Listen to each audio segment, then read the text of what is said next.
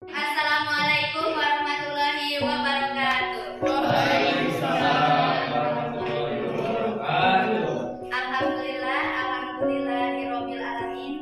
Wa bihi nasta'inu ala umuri dunya wa din wa ala alihi washabbihi ajmain. Amin. Yang terhormat Kepala Sekolah SMA Negeri 29 Garut. Yang saya hormati Ibu Mapel Bahasa Indonesia. Yang saya hormati Bapak Ibu guru beserta staf tata usaha. Dan yang saya cintai, yang saya banggakan teman-temanku sekelas sekalian. Alhamdulillah. Pertama-tama, marilah kita panjatkan puji dan syukur kehadirat Allah Subhanahu wa taala yang telah melimpahkan rahmat dan hidayahnya kepada kita semua, sehingga kita semua dapat berkumpul di ruangan ini dengan keadaan sehat walafiat. Amin. Nama saya Aisanti Sonata sebagai pemandu acara atau moderator. Perkenalkan, saya Zahra Bilqis Intisal, biasa dipanggil Bilqis atau saya, sebagai Ratu Lain.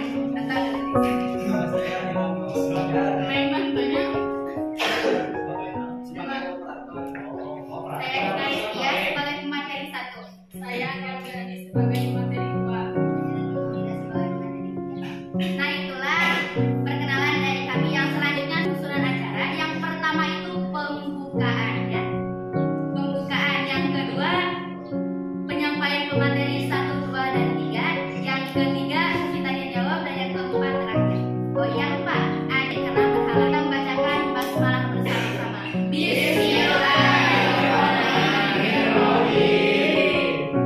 Yang pertama sudah yaitu pemateri pertama disampaikan oleh Desna Rizkia. Kepada Desna Rizkia saya persilakan. Pengertian teks editorial.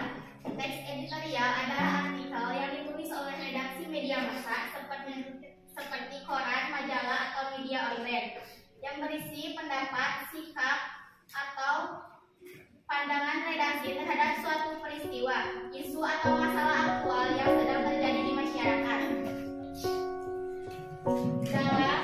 Dalam teks editorial adalah bagian pembuka yang berisi pengenalan terhadap masalah atau peristiwa aktual yang akan kasih kepada pemateri 1. Supaya tidak menyita waktu lebih lama, mari kita langsung lanjut ke pemateri kedua yang disampaikan oleh Anggi Aprilian. Contoh teks editorial tentang polisi. Demo 25 Agustus 2025 ketika programnya terancaman dompet DPR makin tebal. Jakarta, di depan gedung DPR atau MPR RI kembali bergemuruh. Ribuan warga dari berbagai latar, mahasiswa, buruh, pelajar, hingga ojek online melakukan aksi unjuk rasa yang awalnya damai, namun berakhir ricuh. Aksi tersebut mencerminkan protes mendalam terhadap wacana penambahan tunjangan anggota DPR di tengah kesulitan hidup yang dirasakan kaum rakyat kecil. 3. Sebuah tuntunan yang simbolik. Bubarkan DPR. Beberapa spanduk dan coretan bahkan menuntut pembubaran DPR. Sebuah tuntutan yang tak memiliki dasar konstitusional, tetapi kuat secara simbolis. Ini dianggap sebagai refleksi kemarahan rakyat terhadap elit politik yang dinilai abai terhadap dari aksi hingga vandalisme, kericuhan semakin meningkat. Sepeda motor dibakar, pos polisi rusak, dan fasilitas umum diserang. Polisi menembakkan gas air mata dan menggunakan water cannon untuk membubarkan massa yang mulai melempar botol dan batu sebagai panggilan moral. 25 Agustus 2025 bukan sekedar unjuk rasa,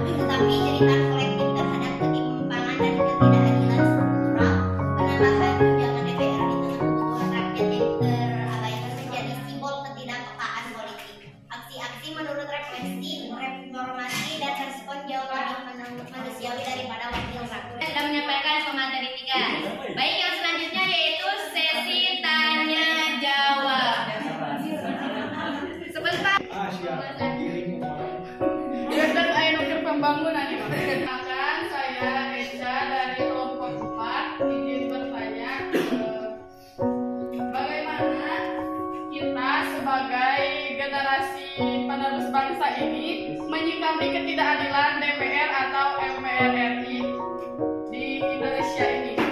Terima kasih. Assalamualaikum warahmatullahi wabarakatuh. Assalamualaikum warahmatullahi wabarakatuh.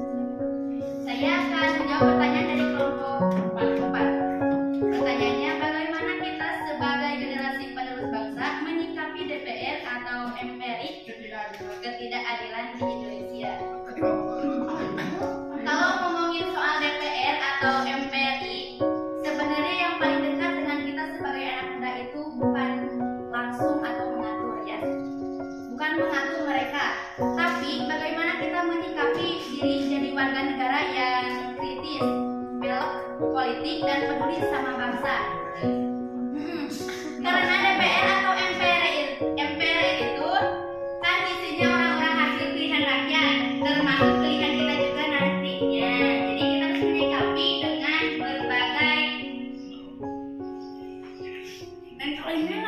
berbagai sikap kita terhadap apa yang mereka ucapkan. Jadi lamun butuh sama ulah diturutan we, anu diturutan mah supaya menyikapi nanti jangan yang butut-bututan doang gitu. Menyikapi nanti harus dengan berpikir yang kritis. Kalau misalnya si DPR itu mengajukan untuk membuat jalan kaki jalan nanti si Anies nanti mau dibawa ke DPR pasti apa nanti menyikapi nanti harus dengan demo-demo tapi yang sewajarnya saja gitu. Izin mereka kan mulai dari menyikapi secara sewajarnya. Menurut Rismanya, dia tahu tes salsa yang di luar negeri. Nah kita teh gunakan media sosial buat kritis kepada DPR. Gitu. Contohnya kita contohkan kita punya media sosial. Nah kita kan sebagai pelajar, kata Kang Isanti juga benar. Kita kan tidak mungkin kita sebagai pelajar dari Jawa Barat sisir harus ke Jakarta ke gedung DPR, tapi kita itu harus berpikir secara logika. Nah, berpikir secara logika ini kalau berhasil. Jadi menggunakan media sosial untuk kritik kepada DPR. Jadi aspirasi menyuarakan kita itu gak harus turun lapangan, tapi bisa juga secara media sosial.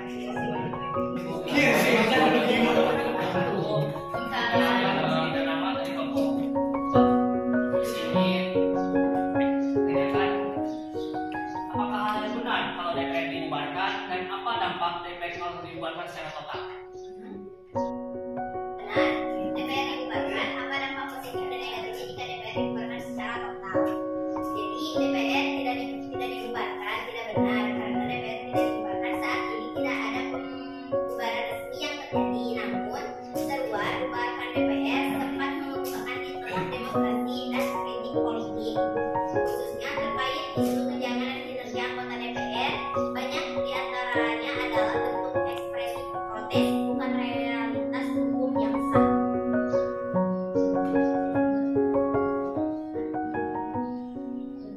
Wewenang bagi Presiden untuk membubarkan DPR.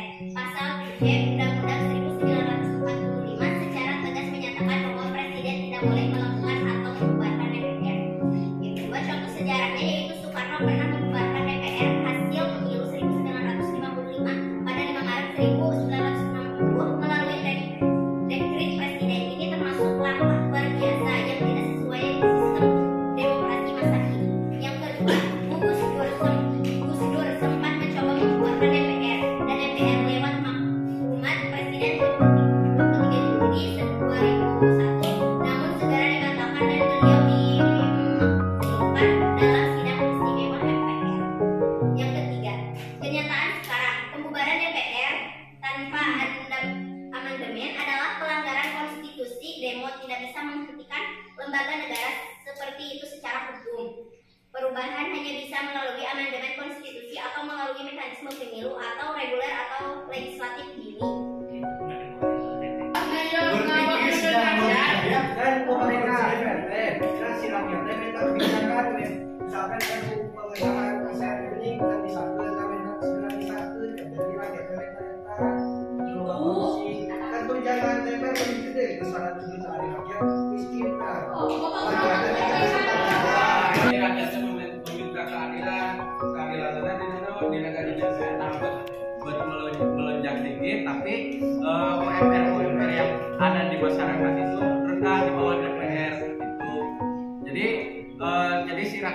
merasa tidak diadili dengan gaji DPR yang semakin naik. Rakyat kecil dibiarkan, sedangkan mereka enak-enaknya di sana memakan uang kita. Jadi Rakyat sama saja.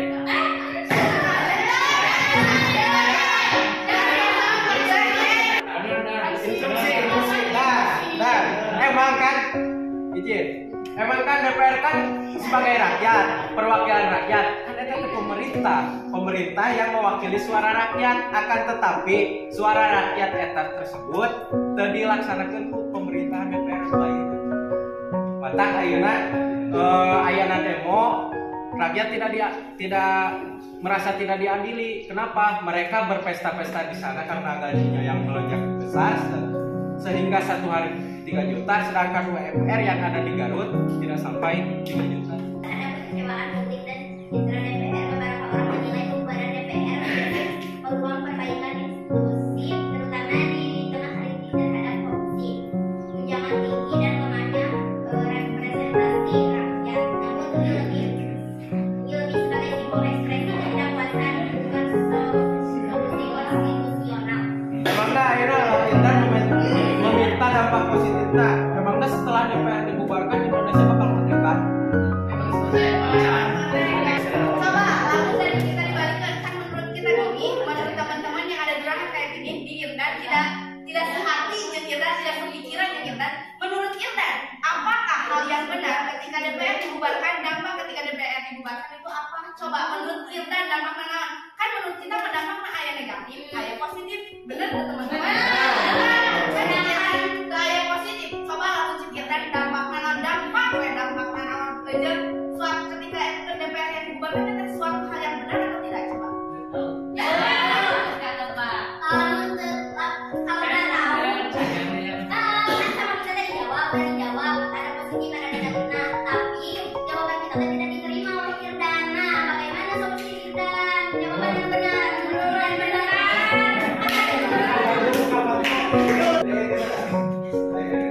Jadi si DPR nya bisa dibubarkan, akan tetapi anggota DPR yang melanggar dilengsarkan. Maksudnya dilengsarkan itu dalam arti titik dipecat itu. Jadi si anggota DPR yang dipecat itu nanti digantikan sama DPR yang baru, sehingga aspirasi rakyat itu bisa diterima sama DPR yang baru.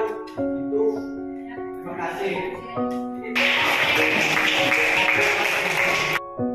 Saya memastikan dari program dari kelompok 1 yang bertanya bagaimana konsep politik bangsa Indonesia sekarang. Itu perwakilannya Tegar. Berbicara tentang konsep politik Indonesia pada tahun 2025, berarti masih sekarang ya. Kita bisa melihat bagaimana sistem dan dinamika politik saat ini dibentuk oleh sejumlah tren utama sampai baik dari sisi kelembagaan maupun aspirasi masyarakat. Yang pertama ada sistem politik khas Indonesia atau demokrasi dengan warna lokal. Presiden Prabowo Subianto dan beberapa pengamat ini menekankan perlunya sistem politik Indonesia yang unik. Jadi sistem Indonesia politik sekarang itu maunya yang unik-unik, menekankannya tidak sekadar mengimitasi demokrasi barat. Terus fokusnya adalah memasukkan nilai-nilai Pancasila, kekuatan musyawarah dan politisasi berdasarkan konsensual lokal. Ini sumbernya dari Detik News, ya. Namun dalam praktiknya sistem presidensial yang kuat, besarnya kekuatan eksekutif serta koalisasi sampai kelompok dominan. Ini sumbernya dari Lukstap UGM, Wikipedia. Bisa sering bersama kita kembali lagi. Sudah puas? Pertanyaan dari 1, 2, dan 4. Apakah semua sudah puas? Sudah tercatat dalam otak, dalam jiwa, raga, dan hati kita semua? Sudah puas. Gimana coach? Sudah puas?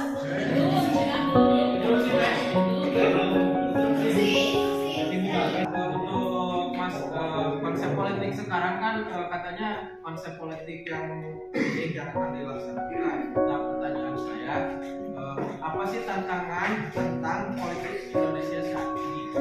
Menjawab pertanyaan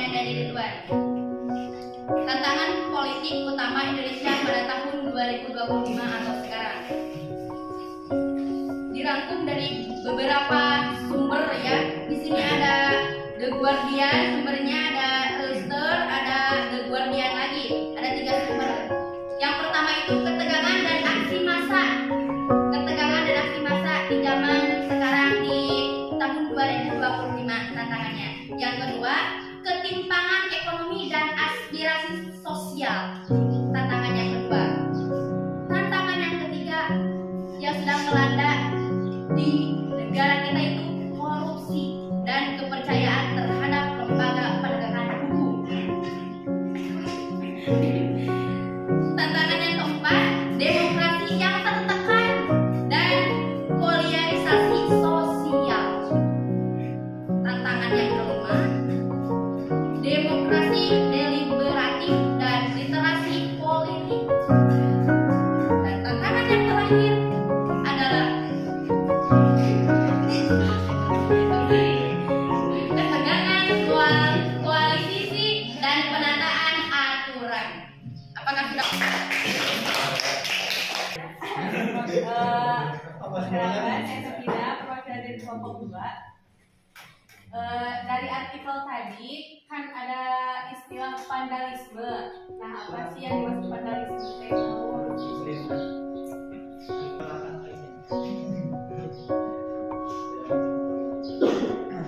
Dari pembina kelompok 2. Vandalisme itu adalah tindakan yang merusak atau menghancurkan fasilitas umum seperti bangunan atau benda milik orang lain dengan sengaja, biasanya tanpa izin.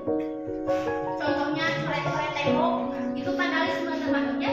Coret-coret tembok di WC vandalisme sama juga. Ini temboknya yang bagus, segala bagus kan diwarnaan, mungkin kalau kami dari bakal coret-coret kayak gambar naon, kayak gambar bajidor dengannya.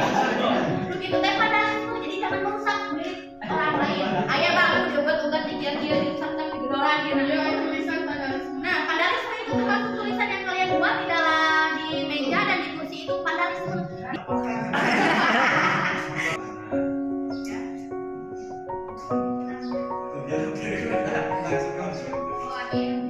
Saya akan menjawab pertanyaan dari kelompok 4. Pertanyaannya adalah, apa tanggapan kelompok 3 atau kelompok kami terkait banyaknya pendemonstrasi yang menggunakan alma mater yang turun di jalanan ya.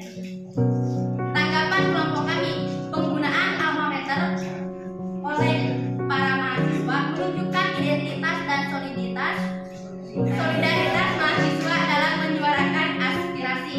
Namun hal itu juga membawa tanggung jawab besar agar aksi tetap tertib, damai, dan tidak mencoreng nama baik kampus atau nama sekolah yang kita sedang jalani sekarang. Jadi boleh menggunakan alma mater tapi jaga nama baik sekolah. Jangan semena-mena. Aspirasi yang penting kita paham, kita tahu tujuan kita demo itu untuk apa, dan tidak boleh merugikan masyarakat umum. Jadi demonya secara tertib dan tahu tujuannya untuk apa, dan tahu bahwa kita tuh mahasiswa dan tahu batasan mahasiswa seperti apa untuk ikut demo. Jadi jangan sampai tadi jangan sampai mencoreng nama sekolah, jangan sampai mempermalukan diri sendiri, karena mungkin kan kita kalau ikut sesuatu pasti tidak tahu tujuan.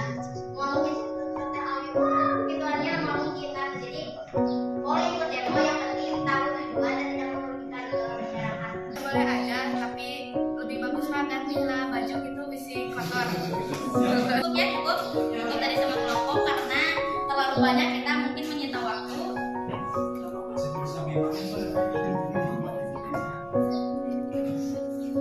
Mungkin yang terakhir kesimpulan dari hasil keseluruhan, kesimpulan akhir tentang politik. Demo 25 Agustus 2025 mencerminkan jeritan dan kemarahan rakyat akibat ketidakadilan sosial, terutama kontras antara kesejahteraan anggota DPR yang mendapat tunjangan fantastis dengan penderitaan rakyat kecil yang kesulitan memenuhi kebutuhan hidup. Aksi yang bermula damai berubah menjadi ricuh, bahkan meluas ke berbagai daerah, menunjukkan retaknya kepercayaan masyarakat terhadap wakil rakyat. Demonstrasi ini bukan hanya tentang penolakan kenaikan tunjangan,